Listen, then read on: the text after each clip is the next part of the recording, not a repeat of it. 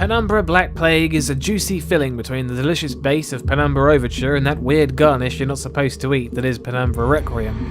The game perfected the hollow elements from Overture and introduced one vital element and withdrew another, the addition being the turn gate infected, and the subtraction being that you can't fight back.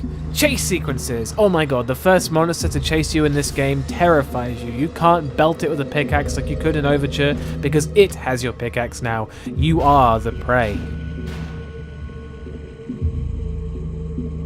So again, let's look at it piece by piece, starting again with the atmosphere. The setting is a derelict underground facility under Greenland. Isolated isn't the word, you are on your own for almost the whole game. It's just you and your predators. The game's atmosphere is so thick you can cut it with a knife. The tension is so intense whilst hiding from an enemy that when you actually have to run, you run in a blind panic. It's unfortunate that in my opinion this perfect atmosphere is ruined by you becoming infected with the voice of the Turngate, who seems to have a ridiculous accent and likes to crack jokes about suicide every time anything happens. Whilst the moments he isn't piping up are sweet and terrifying, when he does chime in to tell you how much he'd like you to bash your head against a wall, the immersion dies shortly after. There's a gas leak. Guess we won't be getting through today. Let's come back another lifetime, eh? Even Amabel, who really only appears on a computer chat, is very cheerful and it's just disjointing in relation to the scenario. Whilst I'd like to award Harry Mason for this since the atmosphere is fantastic on its own, Clarence and the Turngate is a deal breaker. No Harry Masons just yet. Jump scares. This game contains very few and relies on tension and being chased by your enemies, which is great. Even when jump scares are utilised, they don't feel cheap or unnecessary. That's 1 out of 5 Harry Masons.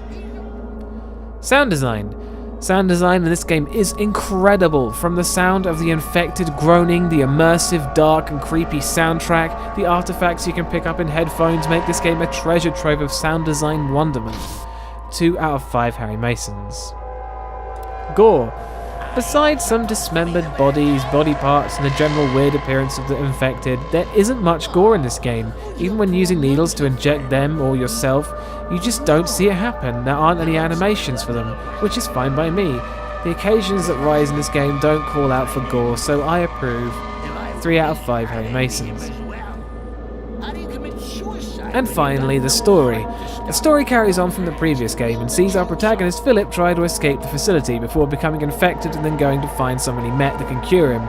Besides that frankly pointless Silent Hill style dream sequence area that feels forced and unnecessary, and the weird ending, the rest of the story is intriguing, even if it is vaguely Umbrella Corporation. It holds up well and that any backstory can be accessed by documents or computer entries.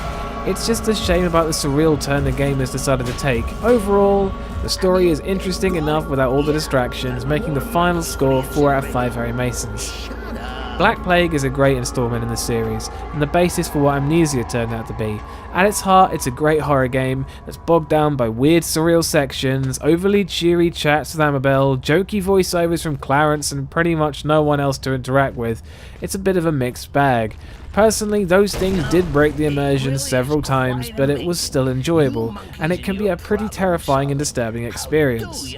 Again, I'd like to remind you the whole thing is down to my opinion in horror games, and if you don't share this opinion, then that's cool, I get it. I'd like to point out that whilst I was on the edge of my seat playing this game, when I played it, I did not scream like a banshee or run away from the computer. I advise you don't either. There will be more horror reviews in the pipeline. Thanks for watching, and always go check out Bumps in the Middle of the Night.